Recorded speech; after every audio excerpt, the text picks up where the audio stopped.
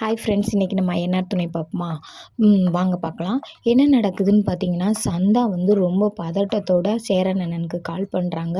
சந்தா எப்படா ஃபோன் பண்ணுவாங்க அப்படின்னு சொல்லி பக்கத்துலேயே ஃபோனை சேரன் அண்ணன் வச்சுருக்காங்க. எடுத்துட்டு, என்னப்பா அங்கே நிலமை எப்படி இருக்குது, என்ன ஏது அப்படின்னு கேட்குறாங்க.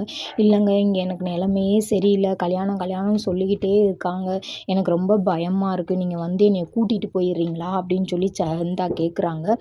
சொல்லிக்கிட்டு தானப்பா இருக்காங்க, வேறு எந்த ஒரு முயற்சி எடுக்கலைல்ல, அந்த மாதிரி ஏதாவது முயற்சி எடுக்கிற மாதிரி தெரிஞ்சால் எனக்கு ஃபோன் பண்ணு, நான் டக்குன்னு வந்து கூட்டிகிட்டு போயிடுறேன்ப்பா அப்படின்னு சொல்கிறாங்க. சொல்லிக்கிட்டு இருக்கே யாரோ வர மாதிரி இருக்கு, வைக்கிறேங்க அப்படின்னு சொல்லிட்டு சந்தா வச்சிடுறாங்க. வச்சதுக்கப்புறம் திரும்ப பையாவுக்கு ஃபோன் பண்ணுறாரு சேரன். ஃபோன் பண்ணோன்னையும் பையா எடுத்துகிட்டு சேரன் தான் பேசுகிறாரு, சேரன் பையா தான் பேசுகிறாரு அப்படின்னு சொல்கிறாங்க.